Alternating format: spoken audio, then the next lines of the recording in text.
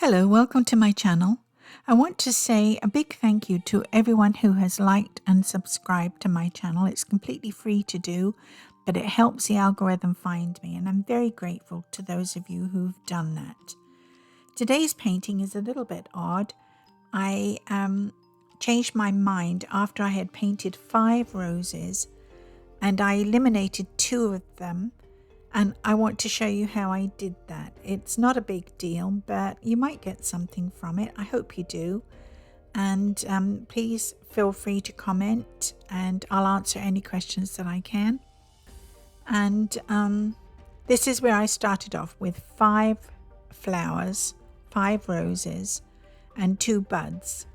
And I thought it was going to be great, and then I realized I'd left a big hole in the middle. As you can see, it's sort of very 1, 2, 3, 4, 5. It looks a bit stiff, doesn't it? It actually turned out quite nice as a painting, but it still looked a little odd to me, and I felt I had to change it. So basically, this video is about how I changed this painting. I do my usual thing. I'm painting in 3 shades, a mid-tone, a highlight, and a shadow. And I paint the petals and the leaves from the outer edge in toward the center of the flower or the center vein of the leaf. I always do that. And so that's about all the explanation you really need. So I haven't got much to say either until I get to the bit where I changed it all. So I'll just let you watch and then we'll see. I should just say that I use a liner brush to paint the sepals on the buds.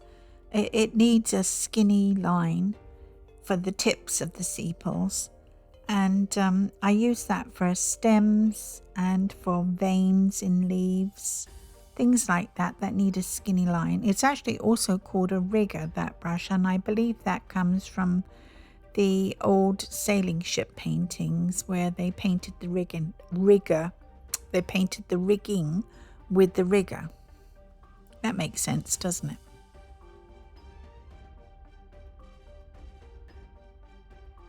Here I'm showing you the back of the rose, so we see the stem and the sepals. And the bit that's the seed pod, I think it is. It's what forms the rose hip after all the petals have dropped off. It took me a long time before I noticed the big gap in the middle of the roses. And if I had noticed it sooner and maybe pulled one of them in toward the center, it wouldn't have been so bad. And I kind of like the idea of 5 roses. I usually paint 3 and I'm getting a bit tired of that. So the next time I paint 5 roses, I'll be more careful how I arrange them, and perhaps I'll be successful. We'll have to see. I'll try it next week probably. Anyway, the individual roses were okay. Maybe I could have done with more shadow on some of them, maybe a little more highlight, but I'm okay with the roses. But anyway, I picked out 2. The one that has its back to us, and the one on the lower right hand side, and I eradicated those. Is that the right word? I erased them from the painting anyway, and I had to blend in the background to make it look like it had been there from the beginning, which was a little bit on the difficult side, I've got to be honest. But anyway, I managed to do it, and I ended up with just the 3 roses, and I think the final painting is quite nice.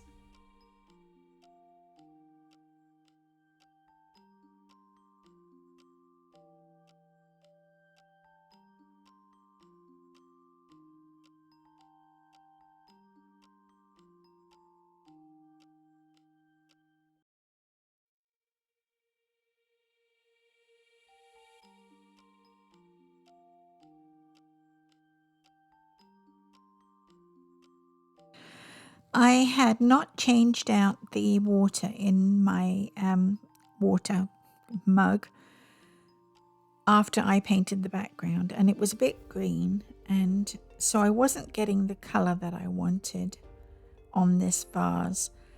To be successful, a glass vase has to show what's through it. You have to see the background, you have to see the stems, anything that's through it, you need to see in it. I hope that's a good way of explaining it. And I got this sort of greenish tone because the water was green. But eventually I managed to remember to put in the rose colours, the pink. And it improves. Oh, keep watching because it does improve. The other thing you need to make glass look glassy is reflections. You need the light where it hits the glass, then it goes through the glass and comes out on the other side a little bit duller because it's gone through water and glass, and it's not quite as bright as where it first hits the glass. So I think I was quite successful with this vase. Oh, and the other thing you've got to do is set it on whatever it's sitting on with a dark shadow underneath it.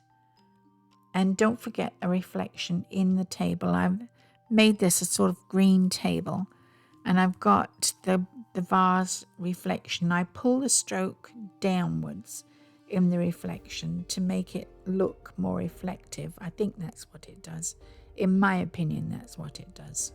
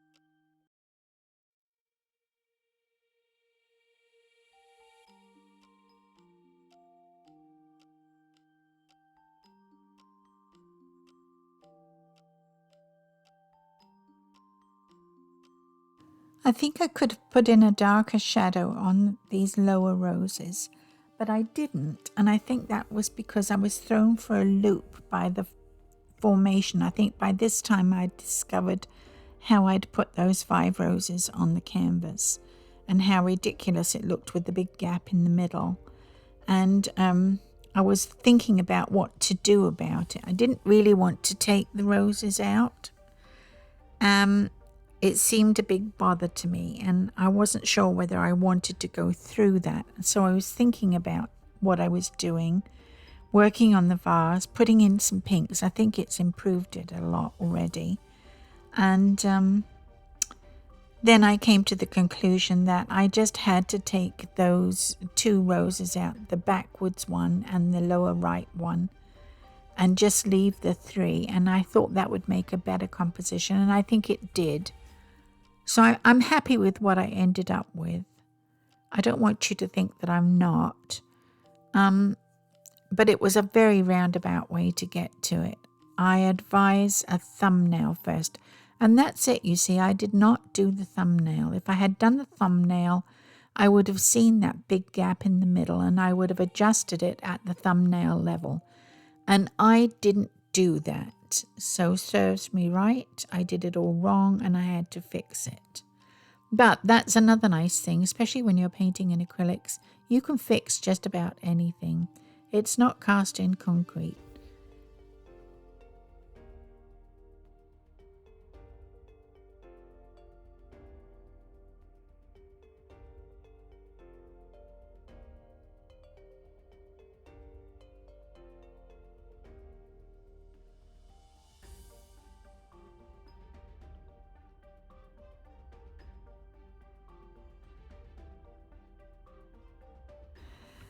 And here's where I made the adjustment. First I painted on some green paint and then I tried to lighten it a little. I painted out those 2 roses that I didn't want anymore. And I'm trying to blend in a background and put some leaves over it to hide the background in the background. And I think I should have made more of an effort to get the colors matching. Here it doesn't look too bad. And I went off the rails a little bit and added pink. And it didn't end up looking too bad. I'm pleased with the final painting, I think. Let me know what you think in the comments. It's always good to get somebody else's opinion. I think I'm happy with the final painting. I wish I had done the 3 roses or done a better job of the 5 roses. But there you go. That's the way things go sometimes. Sometimes you just don't get it right.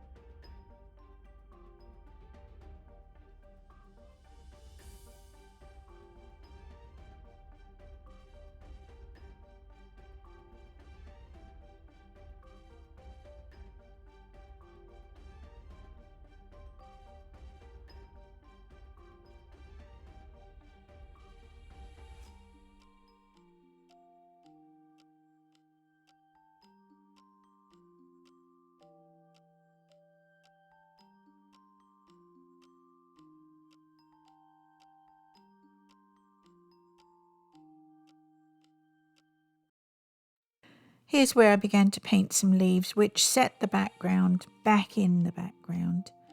I made them a little bit darker, which was more successful. And I thought it turned out okay.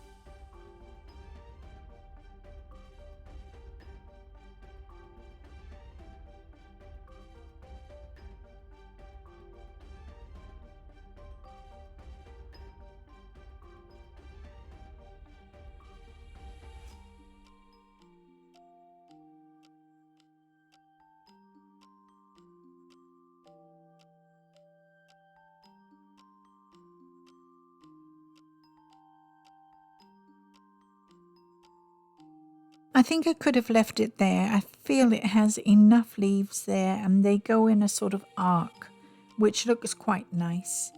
But I did add more leaves and it still looks okay, but I think I could take some of those out. I added them to the top left. But I think if I had stopped there, it would have been fine.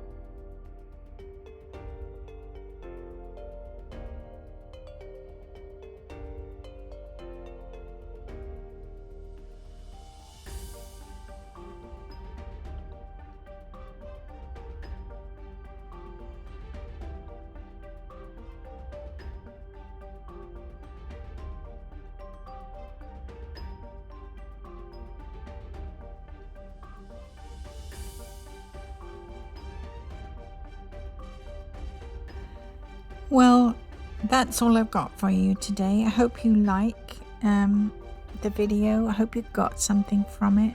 There's not much to get really, just the fact that you can make corrections, you can paint things out and paint over them, and it works quite well, I think. And I'll see you next time, hopefully with something a little better. Bye for now.